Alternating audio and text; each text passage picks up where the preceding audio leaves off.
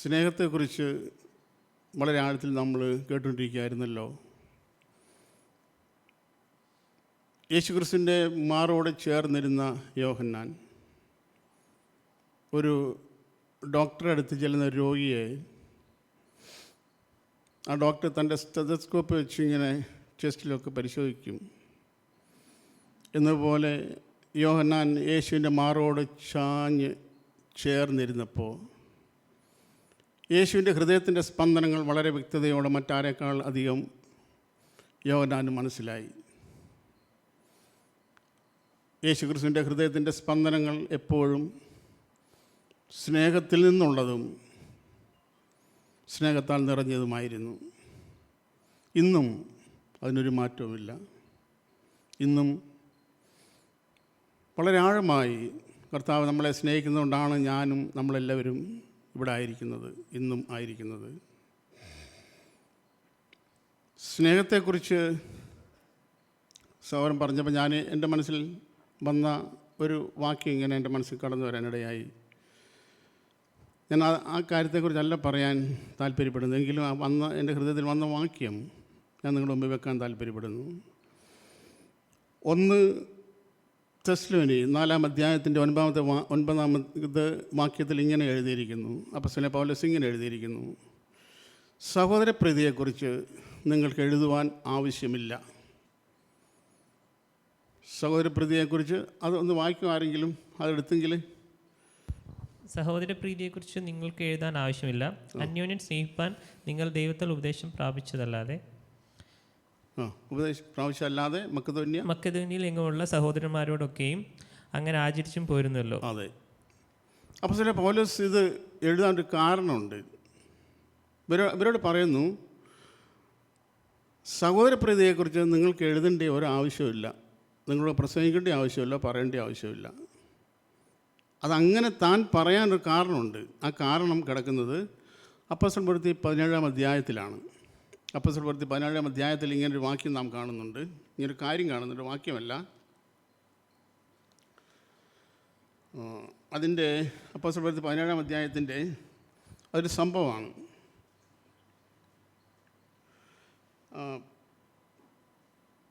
6-ാമത്തെ വാക്യം 17-6 വായിക്കുമോ? അങ്ങനെ കാണാഞ്ഞിട്ട് അവരെ കാണാഞ്ഞിട്ട് യാസോനെയും ചില സഹോദരന്മാരെയും നഗരാധിപന്മാരുടെ അടുക്കിലേക്ക് ഇഴച്ചുകൊണ്ട് ഭൂലോകത്തെ കലഹിപ്പിച്ചവർ ഇവിടെയും മതി. ഈ സംഭവം നമുക്കറിയാം. പൗലോസ് ഒക്കെ അവിടെ പ്രസംഗിക്കാനിടയായി, അവിടെ ദൈവത്തിൻ്റെ പ്രവൃത്തികൾ അവിടെ നടന്നു. അപ്പോൾ ഈ പൗലോസിനെയൊക്കെ ഇവർ പിടിച്ച് ഉപദ്രവിക്കാൻ വേണ്ടി താല്പര്യപ്പെട്ടു. പൗലോസിനെ അന്വേഷിച്ചു, കണ്ടില്ല. പൗലോസിനെ കിട്ടിയില്ല. പൗലോസിനെ കൂട്ടത്തിലുള്ളവർ കിട്ടാതിരുന്നപ്പം ഈ പൗലോസിനെ അന്വേഷിച്ച പോലീസ് ഉദ്യോഗസ്ഥരാണെന്ന് വിചാരിക്കുക, സങ്കല്പിക്കുക. പൗലോസിനെ അന്വേഷിച്ചവർ പൗലോസിനെയും കൂട്ടത്തിലുള്ളവരെയും കിട്ടാതിരുന്നപ്പം യാസോൻ്റെയും വേറെ സഹോദരന്മാരുടെയും വീട്ടിലെത്തി. ഒരുപക്ഷെ അവരവിടെ കാണുമെന്ന് വിചാരിച്ചായിരിക്കും എത്തി, പക്ഷെ അവിടെയും കണ്ടില്ല. അപ്പോൾ ഈ അന്വേഷിച്ച് പോയവർ ചെയ്ത കാര്യം, പൗലോസിനെ കിട്ടിയില്ല, കൂട്ടത്തിലുള്ളവരെയും കിട്ടിയില്ല. അപ്പോൾ ഈ യാസോനെയും മറ്റ് സഹോദരന്മാരെയും ഇതിന് പകരം ഇവർ പിടിച്ചിട്ട് ഇവിടെ എഴുതിയിരിക്കുന്ന കാര്യം, അവർ വലിച്ച് ഇഴച്ചും കൊണ്ട് പോയി എന്ന് എഴുതിയിരിക്കുന്നു. ഇഴയ്ക്കുക എന്ന് പറഞ്ഞാൽ നമുക്കറിയാം, ഈ നമ്മുടെ തടിയൊക്കെ ഇങ്ങനെ ഞാനും ഒക്കെ കണ്ടിട്ടുണ്ട്, തടിയൊക്കെ ഇങ്ങനെ വെട്ടിയിട്ട് വലിച്ചുകൊണ്ട് പോകും എന്ന് പറഞ്ഞ പോലെ ഇഴച്ചു കൊണ്ടുപോയി. ആരെ കൊണ്ടുപോയി? പൗലോസിനെ അല്ല. ഇവരന്വേഷിച്ചത് ഇങ്ങനെ അടിച്ച് കൊണ്ടുപോകേണ്ടത് പൗലോസിനെ ആയിരുന്നു. അവർ താല്പര്യപ്പെട്ടത്, അവരുടെ ആഗ്രഹം പൗലോസിൻ്റെയൊക്കെ ഇങ്ങനെയൊക്കെ ചെയ്യണമെന്നായിരുന്നു. പക്ഷേ പൗലോസിനെ കിട്ടിയില്ല. കിട്ടാതിരുന്നപ്പം അവർ ചെയ്ത കാര്യം, യാസോനെയും കൂട്ടത്തിലുള്ളവരെ ഇങ്ങനെ വലിച്ചഴിച്ചു കൊണ്ടുപോയി. ഈ വലിച്ചഴിച്ച് കൊണ്ടുപോയപ്പം ഒറ്റ ഒരു വാക്ക് പറഞ്ഞാൽ മതിയായിരുന്നു. ഇവർ പൗലോസും കൂട്ടുകാർക്ക് ഇത് ഇന്ന വീട്ടിലിരിപ്പുണ്ട് കേട്ടോ എന്ന് പറഞ്ഞാൽ മതിയായിരുന്നു. പറഞ്ഞില്ല. ഇവർക്ക് രക്ഷപ്പെടാമായിരുന്നു. ഇവരെ വലിച്ചടിക്കത്തൊന്നുമില്ല. അവർ പോയി പൗലോസിനെ അഴിക്കുകയൊക്കെ ചെയ്തതിന്. പക്ഷേ ഇവരെന്ത് ചെയ്തില്ല, ഇവർ മിണ്ടിയില്ല. അതുകൊണ്ട് പൗലോസ് പിന്നെ എഴുതി, സഹോദരപ്രീതിയെക്കുറിച്ച് നിങ്ങൾക്ക് എഴുതേണ്ട ആവശ്യമില്ല. പ്രിയ സഹോദരി സഹോദരന്മാരെ, ഈ ഹയർ സ്റ്റഡിക്കൊക്കെ ഉയർന്ന ക്ലാസ്സിൽ പഠിക്കുന്ന കുഞ്ഞുങ്ങൾക്ക് 2 പരീക്ഷയുണ്ട്. ഒന്ന് അവർ പഠിച്ച തിയറിയാണ്, പിന്നെ പ്രാക്ടിക്കലുണ്ട്. ഉദാഹരണത്തിന് ഉയർന്ന ക്ലാസ്സിൽ പഠിക്കുന്ന ഒരു കുഞ്ഞ് വെള്ളം എന്ന് പറഞ്ഞാൽ എന്താണെന്ന് അവനെ പഠിപ്പിച്ചു, സാർ പഠിപ്പിച്ചു. H2O, അതാണ് വെള്ളം. 2 ഹൈഡ്രജനും 1 ഓക്സിജനും ചേരുന്നതാണ് വെള്ളം. അപ്പോൾ വെള്ളം എന്ന് പറഞ്ഞാൽ എന്താ? ക്വസ്റ്റ്യൻ വന്നു, അവൻ എഴുതി H2O, 2 ഹൈഡ്രജനും ഓക്സിജനും വെള്ളം. ആൻസർ ശരിയാണ്. ടിക്കറ്റു 100 സാർ പറഞ്ഞ പോലെ 100ൽ 100 മാർക്ക് കിട്ടി ആ ചോദ്യത്തിന്. പക്ഷേ അതിൻ്റെ പ്രാക്ടിക്കൽ വന്നു. ഈ 2 ഹൈഡ്രജനും ഓക്സിജനും ഇവിടെ മുമ്പിൽ വെച്ചിട്ട് വെള്ളം ഉണ്ടാക്കാൻ പറഞ്ഞു. അതും പരീക്ഷയാണ്. അതിൽ തോറ്റുപോയി. ഞാനും ഇവിടേക്ക് നമ്മളിൽ പലരും. തിയറി നമുക്കറിയാം, പക്ഷേ പ്രാക്ടിക്കൽ നമ്മൾ നടത്തേണ്ട സ്ഥലത്ത് പലപ്പോഴും ഞാനും നമ്മൾ പലരും തോറ്റുപോകുന്നു. പറയാൻ വളരെ എളുപ്പമാണ്. യോഹന്നാൻ്റെ കയ്യിൽ ചുരുൾ കിട്ടി, വെളിപ്പാടിൽ നമുക്ക് ആയിരുന്നു ഒരു ചുരുൾ കിട്ടി. വായിക്കത് ഭയങ്കര സ്വീറ്റ്, വളരെ മധുരമായിരുന്നു. ആ ചുരുൾ തിന്നാൻ പറഞ്ഞു, തിന്നു. വായിക്ക് ഭയങ്കര മധുരമായിരുന്നത്, പക്ഷേ ഉള്ള് കയ്പ്പിച്ച് കളഞ്ഞു. പ്രായോഗിക തലത്തിലേക്ക് വരുമ്പം അത്ര ഈസി അല്ല. എന്നാൽ നമ്മളെക്കൊണ്ട് കഴിയാത്തൊരു കാര്യവും യേശുക്രിസ്തു നമ്മളെ പഠിപ്പിച്ചിട്ടില്ല, ചെയ്യാൻ ആവശ്യപ്പെട്ടിട്ടുമില്ല.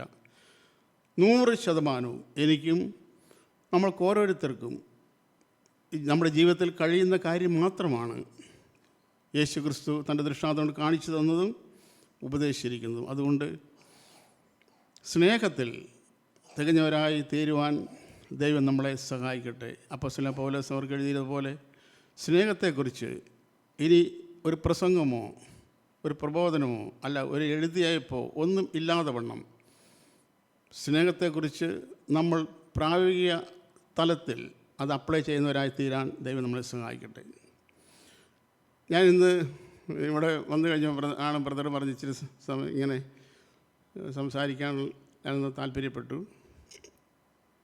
അതിനുവേണ്ടി ഒരു മുന്നൊരുക്കമൊന്നും എനിക്കില്ലായിരുന്നു. പക്ഷേ എന്നാലും ഞാൻ ഇന്ന് രാവിലെ എൻ്റെ ഹൃദയത്തിൽ കൂടെ ഇങ്ങനെ എബ്രായത്തിലെ 11-12 അധ്യായങ്ങൾ കടന്നുപോയി. ഞാൻ 1-2 കാര്യങ്ങൾ നോക്കുകയും ചെയ്തു.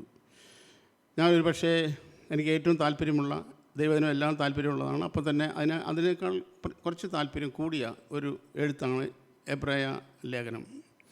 ഞാൻ ഒരു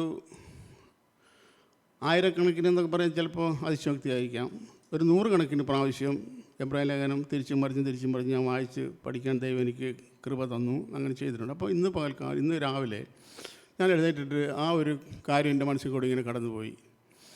എബ്രായ ലേഖനം 11-12 അധ്യായങ്ങൾ. അതിൽ എൻ്റെ ഹൃദയത്തിൽ ഉടക്കിയ 2 വാക്യങ്ങൾ മാത്രം അല്പസമയം ചിന്തിച്ചാൽ നമുക്ക് ആലോചിക്കാം, ചിന്തിക്കാം. അതിൽ ഒരു കാര്യം അതിങ്ങനെയാണ്. അതിൻ്റെ ഒന്നാമത്തെ ഒരു വാക്യം ഇങ്ങനെയാണ്. അതിൻ്റെ 11-ാമത്തെ അധ്യായത്തിൻ്റെ 22-ാമത്തെ വാക്യമാണ്. ഞാൻ പല ആവർത്തി വായിച്ചിട്ടുള്ളത്. ഈ എബ്രായ ലേഖനം ഞാൻ പറഞ്ഞല്ലോ 100 കണക്കിന് ആവർത്തി വായിച്ചിട്ടുണ്ട്, പലപ്പോഴും ചിന്തിച്ചിട്ടുള്ളത്. പക്ഷേ ഇന്ന് രാവിലെ ചിന്തിച്ചപ്പോൾ ഇതുവരെ ഇല്ലാത്ത, എൻ്റെ മനസ്സിൽ ഉടക്കാത്ത, കിട്ടാത്ത 1-2 കാര്യങ്ങൾ ഇതിന് കിട്ടി. അത് നിങ്ങളുമായിട്ട് ഷെയർ ചെയ്യാൻ താല്പര്യപ്പെടുന്നത്. ഈ ദൈവവചനത്തിൻ്റെ ഒരു പ്രത്യേകത ഞാൻ പറയാം. നമുക്കറിയാം എല്ലാ സമയത്തും ഒരിക്കലും അതിന് മാറ്റമൊന്നുമില്ല. മരുഭൂമിയിൽ നടന്ന ഇസ്രായേൽ ജനം 40 വർഷവും മന്ന തന്നെ ഭക്ഷിച്ചത്. അതിൻ്റെ നിറത്തിന് മാറ്റമില്ല, ഷേപ്പിന് മാറ്റമില്ല, രുചിക്കും മാറ്റമില്ല. പക്ഷെ 40 വർഷവും അത് പുതിയതായിരുന്നു. എന്നും അത് പുതിയതാണ്. അതുകൊണ്ട് ഇന്ന് രാവിലെ ഞാൻ പലപ്പോഴും ആലോചിച്ചിട്ടുള്ള, ചിന്തിച്ചിട്ടുള്ള ഈ കാര്യം വായിച്ചപ്പോൾ ഇങ്ങനെ 2 വാക്യങ്ങൾ എൻ്റെ ഉള്ളിലുടക്കി. അത് 11-ാം അധ്യായത്തിൻ്റെ 22-ാമത്തെ വാക്യം യോസേഫ് പറയുന്നൊരു കാര്യം. 11-22 ആരെങ്കിലും ഇത് വായിക്കോ? ആ മതി. യോസേഫ് താൻ മരിക്കാറായപ്പോൾ ഇസ്രായേൽ മക്കളോടൊരു കാര്യം ഓർപ്പിച്ചു, 2 കാര്യം ഓർപ്പിച്ച്. അതിലാദ്യം ഓർപ്പിച്ച കാര്യം എന്താ ഓർപ്പിച്ചവർ? അവരെ പുറപ്പാടിൻ്റെ കാര്യം ഓർപ്പിച്ചു. പിന്നെ തൻ്റെ അസ്ഥിയുടെ കാര്യം ഓർപ്പിച്ചു. പക്ഷേ ആദ്യമേ ഓർപ്പിച്ചത് ഇസ്രായേൽ മക്കളുടെ പുറപ്പാടിൻ്റെ കാര്യം ഓർപ്പിച്ചു. അങ്ങനെ ഓർപ്പിക്കാൻ ഒരു ആവശ്യം എന്താ?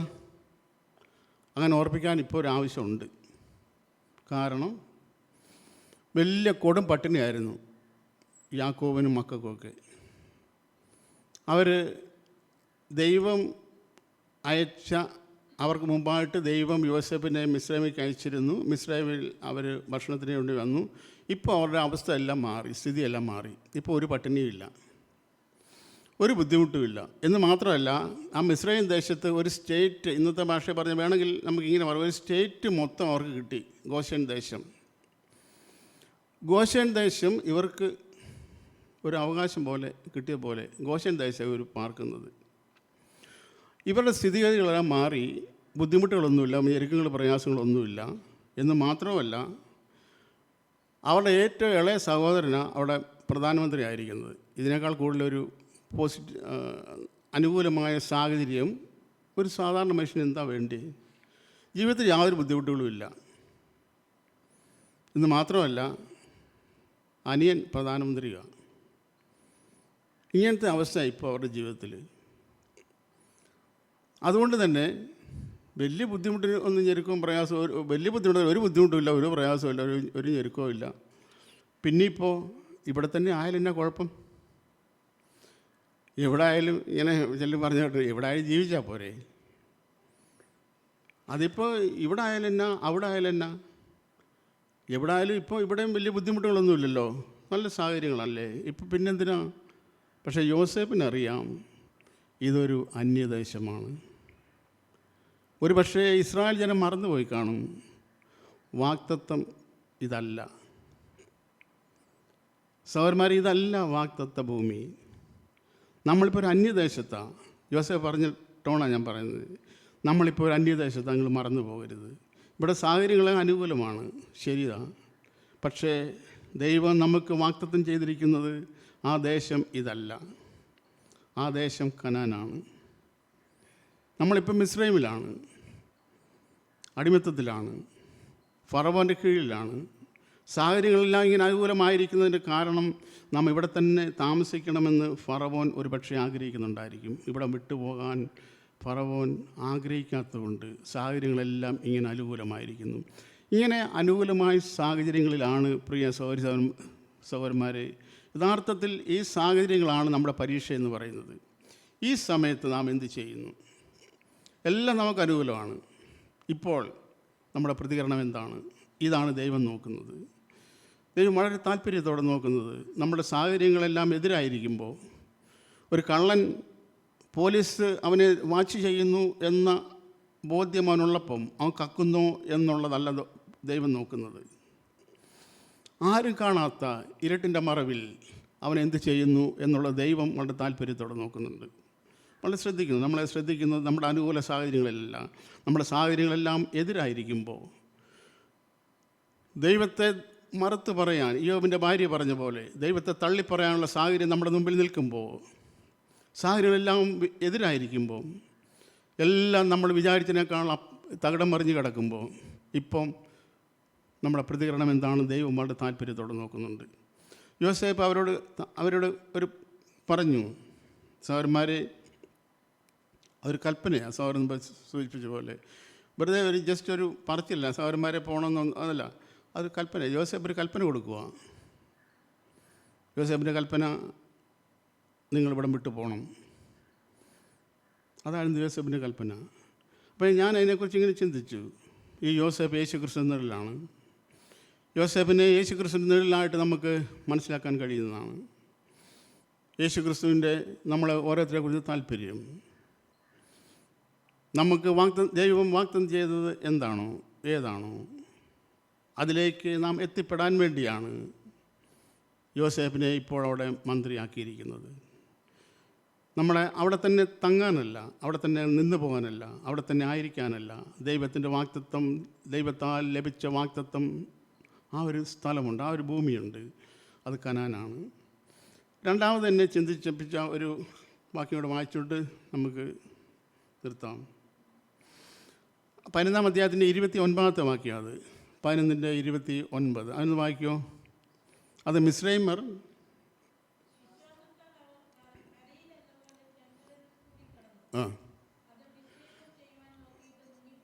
മതി. ഇസ്രായേലിന് കഴിഞ്ഞതും എന്നാൽ മിസ്രൈമ്യർക്ക് കഴിയാതിരുന്നതുമായൊരു കാര്യത്തെക്കുറിച്ച് അവിടെ പറഞ്ഞിരിക്കുന്നത്. ഇസ്രായേൽ എന്ത് ചെയ്തു? ചെങ്കടൽ രണ്ടായിട്ട് വിഭാഗിക്കപ്പെട്ടു. ഇസ്രായേൽ അതിലേക്ക് ഇങ്ങനെ കടന്നുപോയി. പക്ഷേ മിസ്രൈമ്യരും അതുതന്നെ ചെയ്യാൻ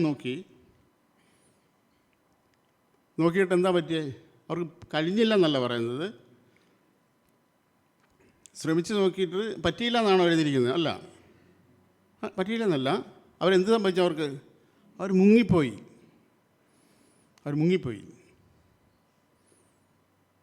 ഇസ്രായേലിന് കഴിഞ്ഞത്, ദൈവം ഈ റെഡ് സീ, ഈ ചെങ്കടൽ വിഭാഗിച്ചത് ഒരു പ്രത്യേക കമ്മ്യൂണിറ്റിക്ക് വേണ്ടിയല്ല. ഞാൻ പറയുന്നത് ഗ്രഹിക്കുന്നത് ഞാൻ ചിന്തിക്കുന്നു. ദൈവം ഒരു വഴി ഓപ്പൺ ചെയ്തത് ഒരു പ്രത്യേക ജനവിഭാഗത്തിന് വേണ്ടിയല്ല. ദൈവം ചെങ്കടൽ വിഭാഗിച്ചത് ഒരു പ്രത്യേക ജനവിഭാഗത്തിന് വേണ്ടി മാത്രമല്ല. അങ്ങനെ പറയുമ്പോൾ നിങ്ങൾ തെറ്റിദ്ധരിക്കരുത്. ഈ ചെങ്കടൽ വിഭാഗിച്ചത് ആർക്ക് വേണ്ടിയാണ്? ചെങ്കടൽ വിഭാഗിച്ചത് അതിന് മുമ്പ് കുഞ്ഞാടിൻ്റെ രക്തത്താൽ മരണത്തിൽ നിന്ന് വീണ്ടെടുക്കപ്പെട്ടവർക്ക് വേണ്ടിയാണ് ദൈവം ഈ ചെങ്കടൽ വിഭാഗിച്ചത്. അത് ഫറവോന് വേണമെങ്കിലും ആകാമായിരുന്നു, അല്ലെങ്കിൽ ഫറവോൻ്റെ ഭൃത്യന്മാർക്കോ ഫറവോനോ ആർക്ക് വേണമെങ്കിലും ഇസ്രായേൽ ദേശത്തുള്ള ആർക്കും അത് ചെയ്യാമായിരുന്നു. പക്ഷേ ആരും ചെയ്തില്ല. പുറപ്പാട് പുസ്തകം വായിക്കുമ്പോൾ, നിങ്ങൾ വായിക്കുന്നവരായതുകൊണ്ട് ഞാൻ ഒരു ഓർമ്മപ്പെടുത്തൽ തരാം. ഈ കൽമഴ പെയ്യാൻ പോയ സമയത്ത് മോശ പറഞ്ഞു, ഇതാ ഇന്നമാതിരി സംഭവിക്കാൻ പോവാണ്. അവിടെ ഒരു കാര്യം എഴുതിയിട്ടുണ്ട്. എന്നാൽ മോശയുടെ വാക്ക് അനുസരിച്ച ഫറവോൻ്റെ ഭൃത്യന്മാർ തങ്ങൾക്കുള്ള ദാസിദാസന്മാരെയും മൃഗങ്ങളെല്ലാം വീട്ടിൽ വരുത്തി സംരക്ഷിച്ചു. അങ്ങനെ എഴുതിയിട്ടുണ്ട്. ദൈവം ചെങ്കടൽ വിഭാഗിക്കുന്നത്, ദൈവം രക്ഷ ഒരുക്കുന്നത് തന്നെ അനുസരിക്കുന്നവർക്ക് വേണ്ടിയാണ്. അതാരായാലും കുഴപ്പമില്ല. യേശുക്രിസ്തുവിനെ ഈ ഭൂമിയിൽ അയച്ച് ദൈവം ഇന്നും യേശുവിനെ പരസ്യമായി നിർത്തിയിരിക്കുന്നത് ഒരു പ്രത്യേക വിഭാഗത്തിന് വേണ്ടിയല്ലല്ലോ. അങ്ങനെയാണെങ്കിൽ ഞാനും നമ്മളാരും ഇവിടെ ഇരിക്കത്തില്ലായിരുന്നു. വിശ്വസിക്കുന്നവരാരോ അവർക്ക് വേണ്ടിയാണ് ദൈവം ഒരു വഴി ഒരുക്കുന്നത്. ഇവിടെ നമ്മൾ വായിച്ചത് മിസ്രൈമ്യരത് ചെയ്യാൻ നോക്കി, പക്ഷെ മുങ്ങിപ്പോയി. ഈ ഒരു കാര്യം ദാനിയേൽ പ്രവചനത്തിന് 2 വാക്യങ്ങൾ കാണിച്ചുകൊണ്ട് ഞാൻ തെളിയിക്കാമത്. ദാനിയേൽ പ്രവചനം 4-ാം അധ്യായം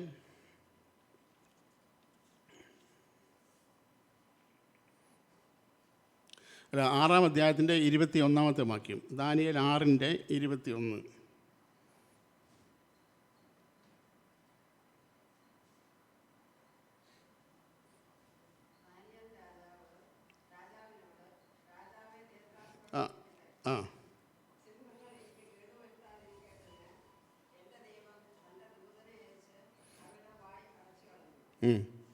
മതി.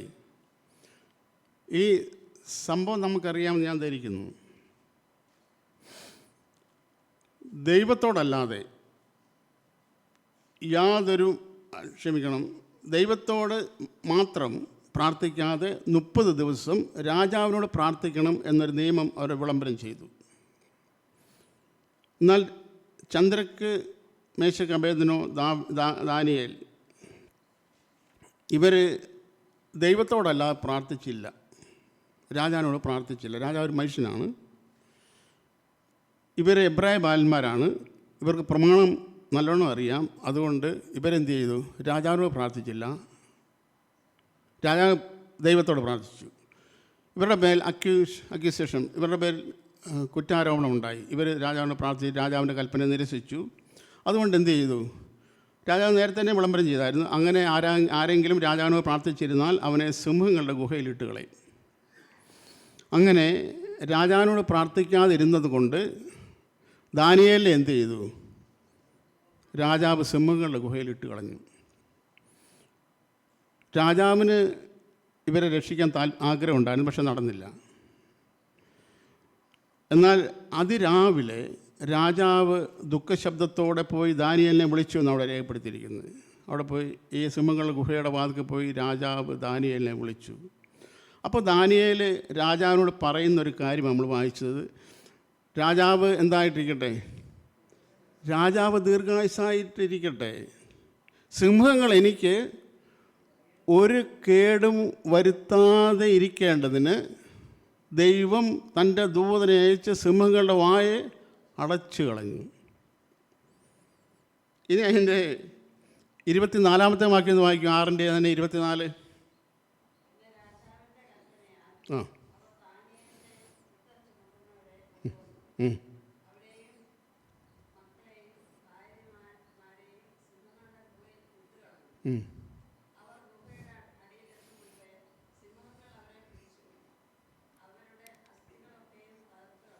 മതി.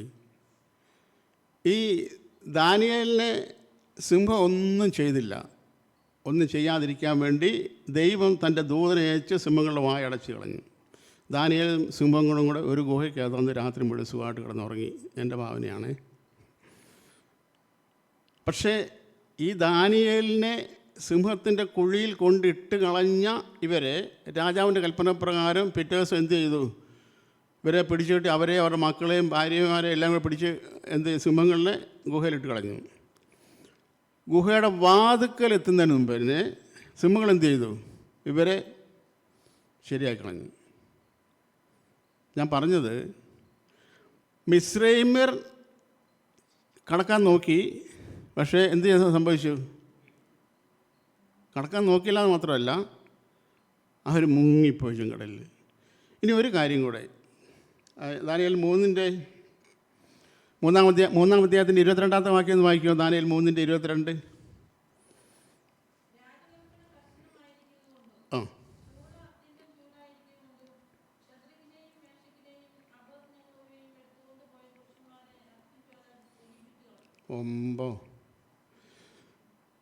രാജകൽപ്പന സ്ട്രോങ് ആയിരുന്നു. രാജകൽപ്പന സ്ട്രോങ് ആയതുകൊണ്ട്, ശക്തമായിരുന്നുകൊണ്ട് ഈ ചൂളയ്ക്ക് ഒരു പ്രത്യേകത രാജാവ് ചെയ്തു. ഈ ചൂളയുടെ ചൂട് എത്ര കൂടി? എത്ര മടങ്ങ് കൂടി?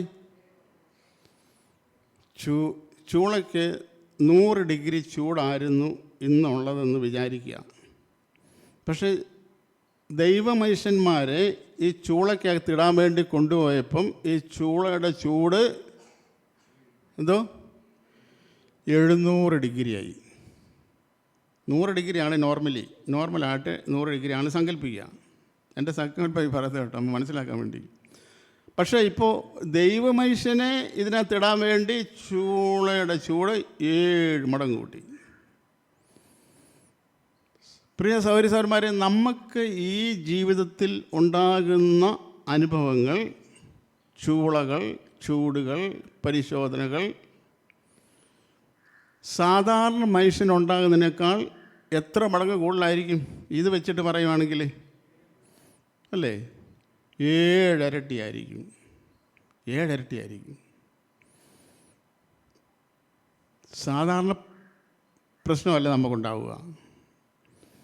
സാധാരണ പ്രശ്നം ഉണ്ടാക്കിയാൽ നമ്മളെ തകർത്ത് കളയാൻ പറ്റത്തില്ല എന്ന് പിശാചിന് നല്ലോണം അറിയാവുന്നതുകൊണ്ട് സാധാരണ മനുഷ്യനൊരു പനി വന്നാൽ മതി, അവൻ തളർന്നു പോകും. പക്ഷെ നമുക്ക് വരുന്ന ചിലപ്പോൾ ടൈഫോയിഡ് ആയിരിക്കും, അല്ലെങ്കിൽ ഭയങ്കര അതിൻ്റെ സിവിയർ ഏറ്റവും ടോപ്പ് മോസ്റ്റ് ആയിട്ടുള്ള പ്രശ്നം എന്താണോ അതായിരിക്കും വരുന്നത്. കാരണം അത് വന്നാലേ ഇച്ചിരിയെങ്കിലും നമുക്ക് നമ്മളെ തളർത്താൻ പറ്റുള്ളൂ എന്ന് നമ്മുടെ ശത്രുവിന് നല്ലോണം അറിയാം. അതുകൊണ്ട് നമുക്ക് വരുന്ന പ്രശ്നങ്ങൾ ലോകമനുഷ്യന് വരുന്ന പ്രശ്നങ്ങളെക്കാൾ 7 മടങ്ങായിരിക്കും എന്നുള്ളത് നാം ഹൃദയത്തിൽ നിന്ന് വിസ്മരിച്ച് കളയരുത്. അപ്പോൾ ഇങ്ങനെ ആയിരുന്നത് കൊണ്ട് ഒരു സംഭവം സംഭവിച്ചു. എന്താ സംഭവിച്ചത്? ഈ ചന്ദ്രയ്ക്കും മേശക അവേദനയൊക്കെ പിടിച്ച് കെട്ടി തീച്ചുളയിലിടാൻ കൊണ്ടുപോയ ഈ കൊണ്ടുപോയവർ എന്ത് സംഭവിച്ചു? ഭയങ്കര ചൂടായതുകൊണ്ട് അവർ ചത്തുപോയി. നാടൻ ഭാഷ പറഞ്ഞ അങ്ങനെയല്ല എഴുതിയിരിക്കുന്നത്. അവർ മരിച്ചുപോയി. പക്ഷേ ഈ തീച്ചുളയ്ക്കകത്ത് ഈ 7 മടങ്ങായ തീച്ചുളയുടെ അകത്ത് വീണ ഈ ആളുകൾ 3 പേരെ ഇട്ടു. രാജാവ് നോക്കിയപ്പോൾ 4ാമത്തെ ഒരുത്തിനും കൂടെ നടക്കുന്നു. ശരിടാ, രാജാവ് ആകെ കൺഫ്യൂഷനായി. നമ്മൾ 3 പേരെയാണോ 4 പേരെയാണോ ഇട്ടത്? വിശദീകരണം ചോദിച്ചു. രാജാവിന് റിപ്ലൈ കിട്ടി. രാജാവ് നമ്മൾ 3 പേരെ ഇട്ടേ. രാജാവ് പറഞ്ഞു, ഇപ്പോൾ ചേട്ടാ ഇതിപ്പോൾ 4 പേര് നടക്കുന്നു. പക്ഷെ 4ാമത്തവൻ ഒരു പ്രത്യേകത രാജാവ് കണ്ടു. അതെങ്ങനെ ഇരിക്കുന്നത്? 4ാമൻ അവനൊരു ദൈവദൂതനെ പോലെയാണ് ഒരുത്തൻ നടക്കുന്നത്. ഈ 7 മടങ്ങ് ചൂട് കൂട്ടിയിട്ടും ഈ 3 പേർക്ക് ഒരു പോറൽ പോലും, അവരുടെ മുടി തലമുടിക്ക് പോലും ഒരു മാറ്റവും വന്നില്ല. എന്ന് മാത്രമല്ല അവരുടെ ഡ്രസ്സ് അങ്ങനെ തന്നെ ആ ഡ്രസ്സോട് കൂടെ ഇട്ടേ. ഒന്നും സംഭവിച്ചില്ല. അവിടെ എഴുതി തീയുടെ മണം പോലും ഏറ്റില്ല. പക്ഷേ കൊണ്ടുപോയി ഇടാൻ വേണ്ടി കൊണ്ടുപോയവർ പോയി അല്ലേ, തീർന്നു പോയി. മിസ്രൈമ്യർ നോക്കിയിട്ട് എന്താ സംഭവിച്ചേ? മിസ്രൈമ്യർ കടക്കാൻ നോക്കി. മിസ്രൈമ്യർ കടക്കാൻ നോക്കിയിട്ട് അവർ മുങ്ങിപ്പോയി. യോസേപ്പ് എന്താ ഓർപ്പിച്ചേ? യോസേപ്പ് ഓർപ്പിച്ചത് നിങ്ങൾക്കൊരു മടങ്ങിപ്പോക്ക് നിർബന്ധമാണ്. ഇങ്ങനെ 4 നേരം നല്ല ഭക്ഷണം കഴിച്ച് വലിയ കുഴപ്പമൊന്നുമില്ലാതെ ഇങ്ങനെ ഒരുമാതിരി ഒരു മെഴുക്കുവരട്ടി പരുവത്തിൽ ഇവിടെ അങ്ങ് ജീവിച്ചിട്ട് അങ്ങ് മരിച്ചു പോകാൻ വേണ്ടിയല്ല സഹോദരന്മാരെ നിങ്ങളെ കുറിച്ചുള്ള ദൈവത്തിൻ്റെ ഉദ്ദേശം. നമ്മുടെ പിതാക്കന്മാർക്കൊരു പ്രോമിസ് ദൈവം, ഒരു വാഗ്ദത്തം ദൈവം കൊടുത്തിട്ടുണ്ട്. ആ വാഗ്ദത്തം നമ്മൾ അവകാശമാക്കാനാണ് ദൈവം നമ്മളെക്കുറിച്ച് ആഗ്രഹിക്കുന്നത്. 2 പത്രോസിൻ്റെ ലേഖനമാണെന്ന് തോന്നുന്നു. ഇങ്ങനെ അത് 2 പത്രോസ് 1:4 ഇങ്ങനെ എഴുതിയിട്ടുണ്ട്. ആ വാക്യം വായിച്ചിട്ട് നമുക്ക് നിർത്താം. 2 പത്രോസ് 1-ാം അധ്യായത്തിൻ്റെ 4-ാമത്തെ വാക്യം.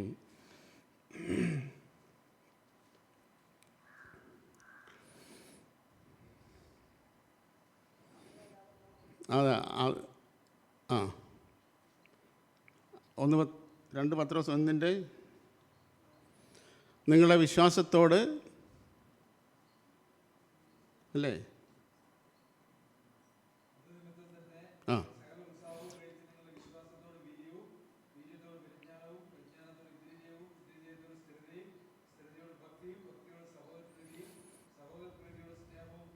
കൂട്ടിക്കൊള്ളുവിൻ. നമ്മൾ ഈ ക്രിസ്ത്യ ജീവിതം എന്നൊക്കെ പറയുന്നത് വെറുതെ അങ്ങ് ആയിക്കോളും അങ്ങനെയൊന്നും അല്ല സഹോദരന്മാരെ. ഇവിടെ പത്രോസ് അപ്പോസ്തലൻ എഴുതിയിരിക്കുന്നത് അതൊക്കെ അങ്ങ് ആയിക്കോളും എന്നാണോ? അങ്ങനെയാണോ? അല്ല, നിങ്ങൾ പർപ്പസ്ലി ശരിക്കും നിങ്ങളൊരു ഉത്സവമൊക്കെ കഴിച്ചിട്ട് നിങ്ങൾ തന്നെ കൂട്ടണം ഇത്. അല്ല വേറെ സഭയിലെ മൂപ്പം കൂട്ടിത്തരുമെന്നോ പാസ്റ്റർ കൂട്ടിത്തരുമെന്നോ അല്ല, നിങ്ങൾ തന്നെ കൂട്ടണം. നിങ്ങളെന്താ കൂട്ടണ്ടേ? വേറെ തന്നെ കൂട്ടാനാണോ? അത് നിങ്ങൾക്ക് തന്നെ നിങ്ങൾ കൂട്ടണമെന്നാണോ?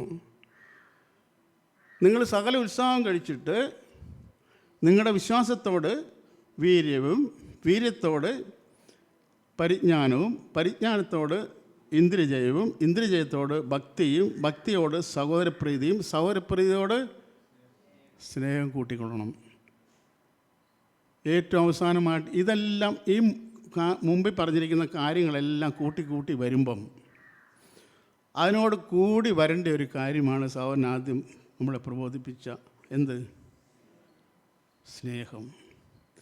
ഈ സ്നേഹം എന്നിട്ട് അതിൻ്റെ അടിയിൽ എഴുതിയിരിക്കുന്നത് ഇത് വെറുതെ കൂട്ടിയിട്ട് നിങ്ങളിങ്ങനെ കൊട്ടിപ്പാടി നടന്നു എന്നാണ്. അല്ല, ഇത് നിങ്ങൾക്കുണ്ടായി വർദ്ധിക്കുന്നെങ്കിൽ അങ്ങനെ എഴുതി. ഇത് നിങ്ങൾക്ക് അതിൻ്റെ അടുത്ത വാചകം അങ്ങനല്ലേ, ഇത് നിങ്ങൾക്ക് ഉണ്ടായ മാത്രം പോരാ, വർദ്ധിക്കണം. ഈ സഹോദരപ്രീതിയും സ്നേഹവും ഇതെല്ലാം എന്ത് ചെയ്യണം? ഇന്നലത്തെ അത്രയും പോരെ നിന്ന് ഇന്ന് ഇച്ചിരൂടെ വർദ്ധിക്കണം, ഇച്ചിരൂടെ കൂടണം. ഇത് നിങ്ങൾക്കുണ്ടായി വർദ്ധിക്കുന്നുവെങ്കിൽ നിങ്ങൾ നമ്മുടെ കർത്താവ് യേശു ക്രിസ്തുവിൻ്റെ പരിജ്ഞാനം സംബന്ധിച്ച് അങ്ങനെ എഴുതിയിരിക്കുന്നത് അല്ല, ഇത് നിങ്ങൾക്കുണ്ടായി വർദ്ധിക്കുന്നുവെങ്കിൽ നിങ്ങൾ നമ്മുടെ കർത്താവ് യേശു ക്രിസ്തുവിൻ്റെ നിത്യരാജ്യത്തിലേക്കുള്ള പ്രവേശനം ധാരാളമായി പ്രാപിക്കും. അങ്ങനെ എഴുതിയിരിക്കുന്നത്. അങ്ങനെ തന്നെയോ?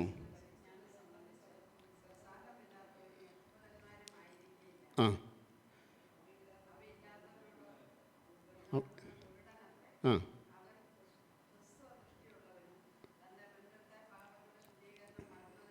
ആ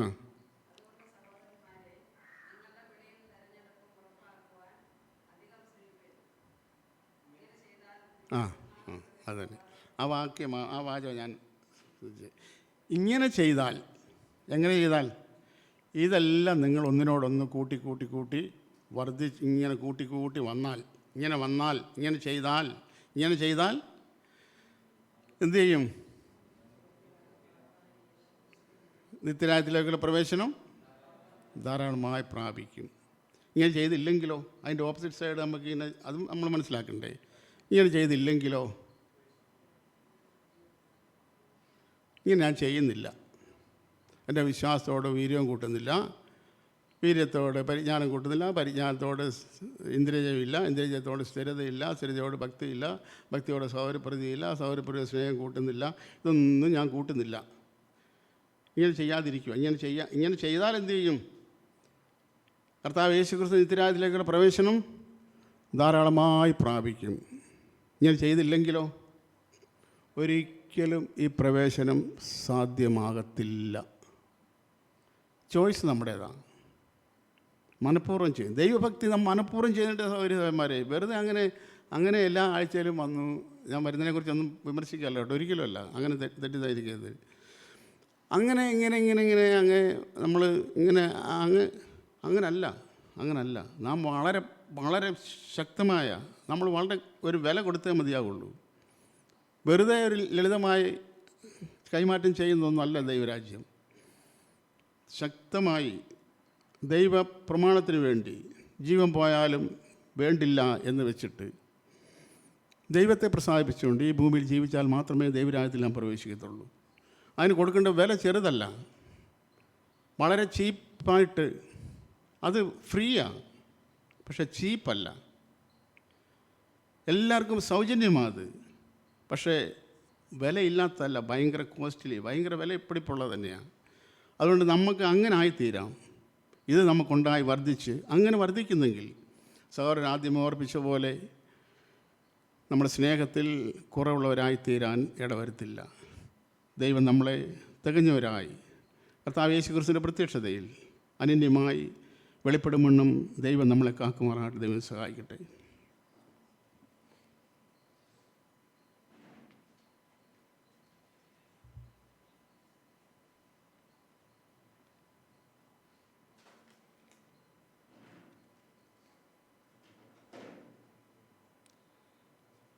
മോളുടെ പേരെങ്ങനെയാ?